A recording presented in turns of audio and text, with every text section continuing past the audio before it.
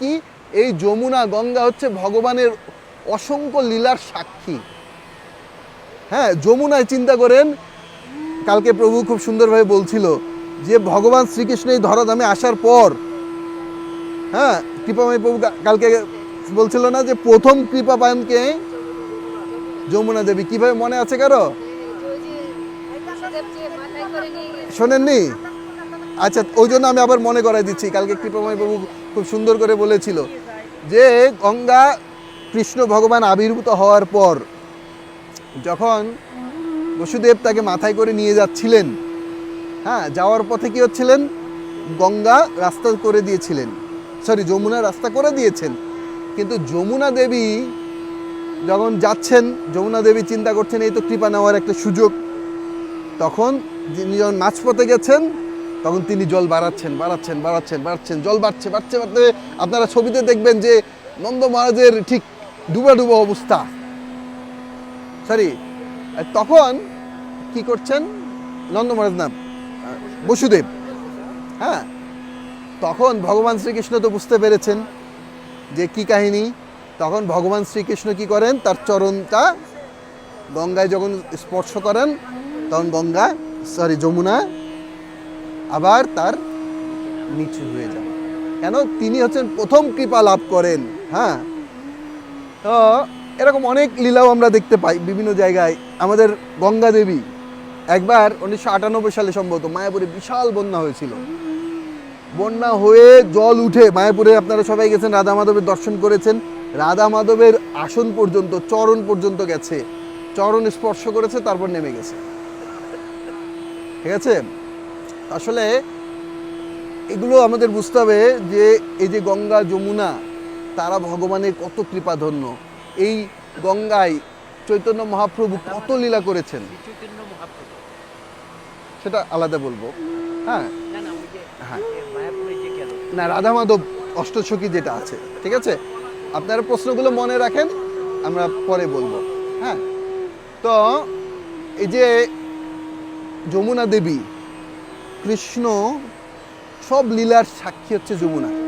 আপনারা দু একটা ভজনের কথা মনে করতে পারবেন, আমাদের আচার্যরা যে ভজন লিখেছেন, যে এখানে যমুনার কথা আছে, মনে করতে পারবেন?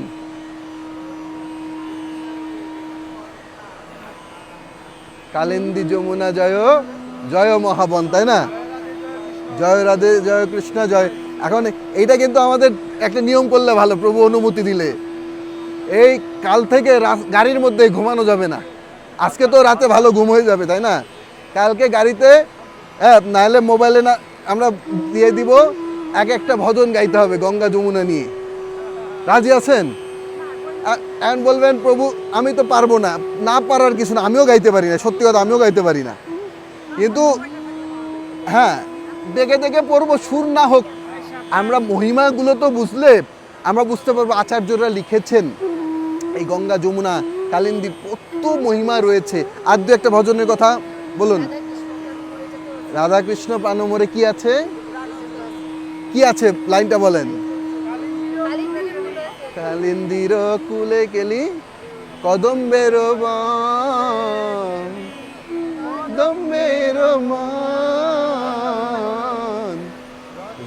বেদির উপর বসব দুজন। কি বলছেন নরোত্তম দাস ঠাকুর? এটা কার লেখা?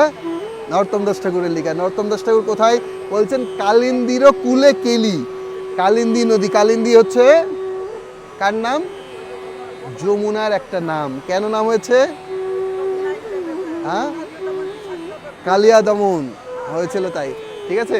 তো সেই কালিন্দীর কুলে কেলি কদম্বেরও, কদম্ব গাছ। হ্যাঁ, এই কদম্ব কার প্রিয় জানেন?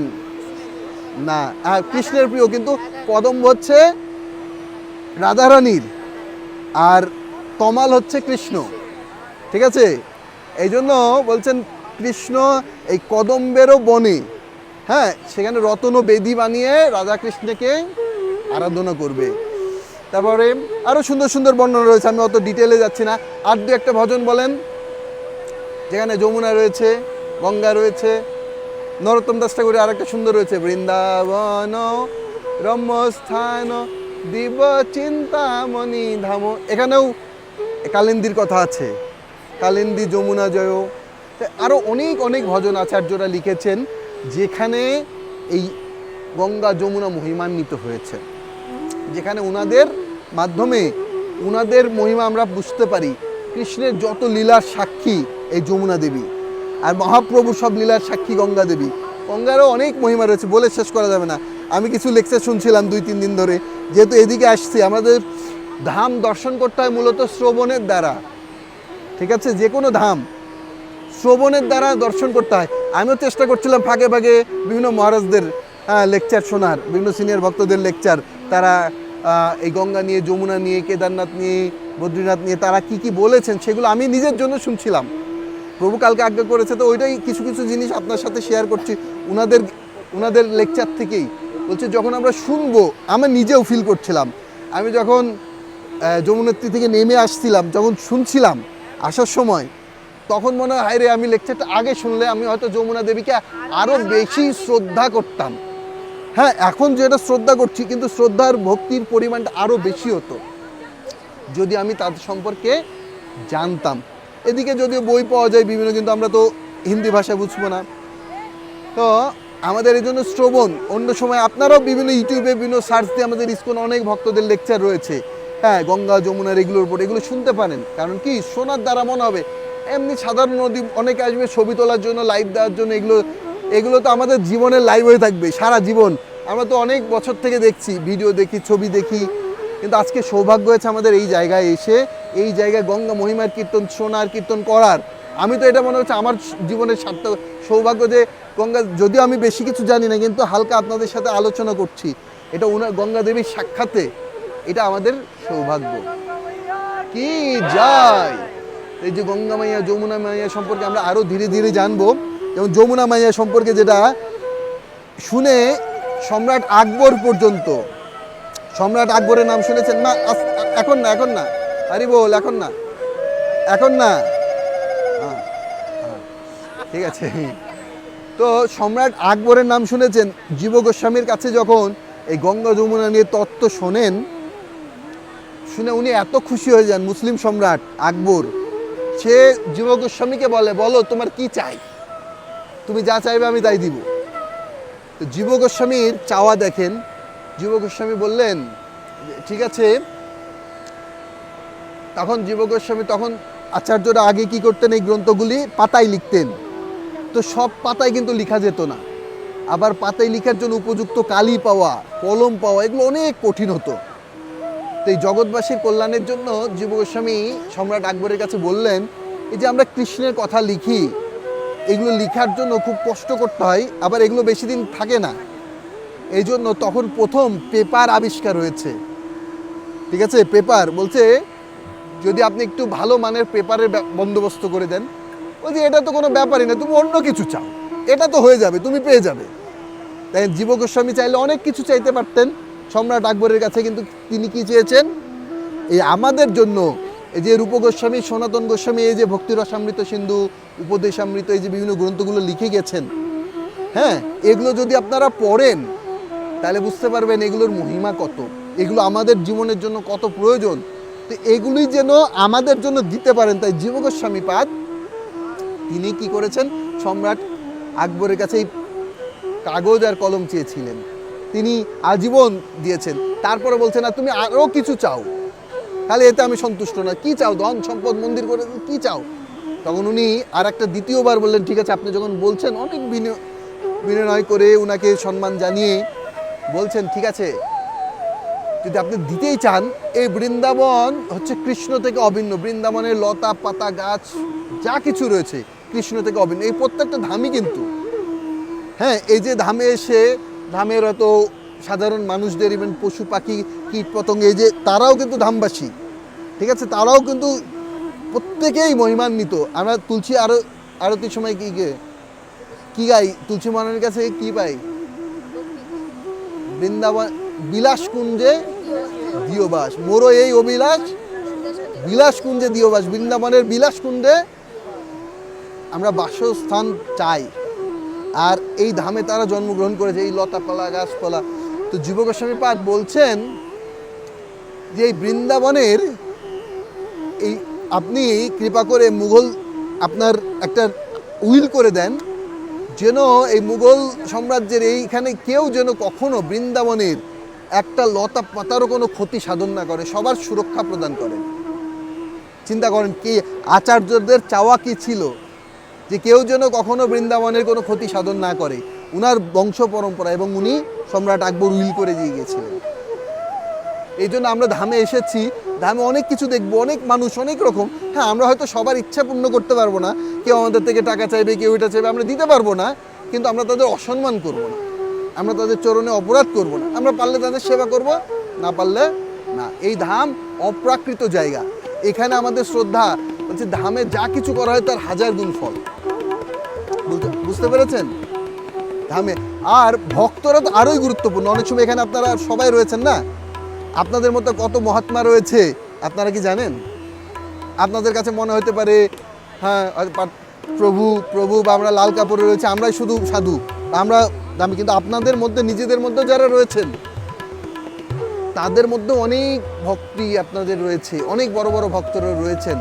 এই যে গঙ্গা দেবী যখন মর্তলোকে আসার কথা হয়, গঙ্গা দেবী কি বলছিলেন জানেন?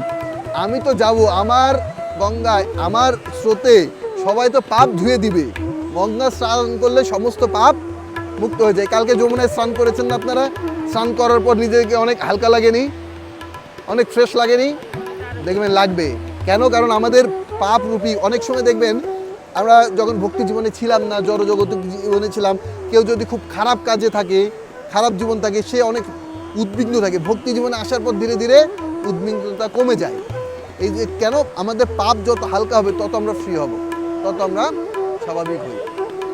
তো এইভাবে তো গঙ্গা দেবী বলছেন, গঙ্গা দেবীকে ভগবান বলছেন যে ঠিক আছে, তোমার জলে অন্যরা তো তোমাকে পাপ দিয়ে যাবে, কিন্তু যখন আমার শুদ্ধ ভক্তরা তোমার জলে অবগাহন করবে, তো তাদের স্পর্শে তোমার সমস্ত পাপ থেকে তুমি মুক্ত হবে। চিন্তা করছো তাহলে ভক্তের মহিমা কত বেশি? আর এই ভক্তটা কে? এই মা না, এই মা না, ওই মা না, ওই মা না, ওই মা কে? কার এত ভক্তি?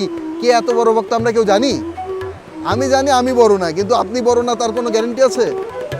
আপনারা সবাই মহিমান্বিত। এই জন্য আমাদের তীর্থযাত্রা কালে আমাদের প্রত্যেকেরই কিছু না কিছু অসুবিধা হবে, তীর্থযাত্রায় কিন্তু কিছু স্যাক্রিফাইস করতেই হবে, কিন্তু কখনোই আমাদের বিরক্ত হওয়া, কারো চরণে অপরাধ করা যাবে না, কাউকে আমাদের করা যাবে না, কারো চরণে অপরাধ করা যাবে না। এটা আমাদের সর্বোপরি মাথায় রাখতে হবে, যে না আমরা আমাদের তীর্থধাম যাত্রাকালে আমরা কাউকে কোনো কষ্ট দেব না আমার দ্বারা। কারণ তার ফলে কে, আমি যে গঙ্গায় কৃপা নেওয়ার জন্য যাচ্ছি, সেই গঙ্গা, হ্যাঁ, যার দর্শনে গঙ্গা কৃপা আনন্দিত হবে, সেই ব্যক্তির চরণে যদি আমি অপরাধ করি, তাহলে আমাদের কি গতি হবে চিন্তা করেন। বুঝতে পেরেছেন? এবং সেই ব্যক্তি কিন্তু, আমি আবারও বলছি, সেই ব্যক্তি মানে কিন্তু আমরা লাল কাপড়ধারী ব্রহ্মচারীরা না, সেই কাপড় আপনারা যে কেউ হতে পারেন।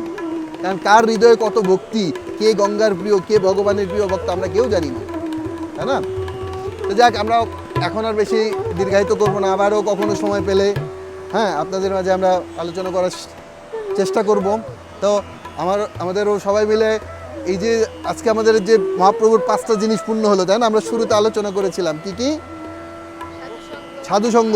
আপনারা কৃপাময় প্রভুর কৃপায় সাধুসঙ্গ হচ্ছে, হ্যাঁ, মহান সাধুরা রয়েছে, তাই না? আরও শুধু এই সাধুরাই না, বিভিন্ন জায়গায় যাচ্ছি, সব সাধুদের সঙ্গ আমরা লাভ করছি, তাই না? যদিও অনেকে ওই অনেক কিছু লাভের আশা, পাপ মুক্তির জন্য এসেছে, কিন্তু আমরা এসেছি শুদ্ধ ভক্তির জন্য। আরও চিন্তা করেন, এই জায়গায় তপস্যা করতে সাধু মুনি ঋষিরা, তাই না? তো তারাও রয়েছে, আমরা তাদের দেখতে পাচ্ছি না, আমাদের চোখ দিয়ে দেখতে পাচ্ছি না। এই বদ্রীনাথ, কেদারনাথ, এগুলো থেকে যখন এই প্রয়াগে হয়, মহাপ্রয়াগ হয়, সেখানে কিন্তু নাগা সন্ন্যাসী থেকে সব চলে আসে, তারা অত এই ভেতরেই অবস্থান করছে অনেকে। হ্যাঁ, কুম্ভ মেলায় অনেকেই আসে, তা আমরা জানি না তাদের সম্পর্কে, তারা কিন্তু রয়েছে। তো আমরা বিভিন্নভাবে তাদের সঙ্গ পাচ্ছি। তো সাধু সঙ্গ হচ্ছে নাম সংকীর্তন, নাম সংকীর্তনটা আরও জোরদার করার জন্য কালকে থেকে ভজন কীর্তন, ঠিক আছে? সবাই, ঠিক আছে, সবাই মানসিকভাবে প্রস্তুতি নেবেন। হ্যাঁ, হবে। এরপরে কি? হ্যাঁ, ভাগবত পাঠ শ্রবণ হচ্ছে। এরপরে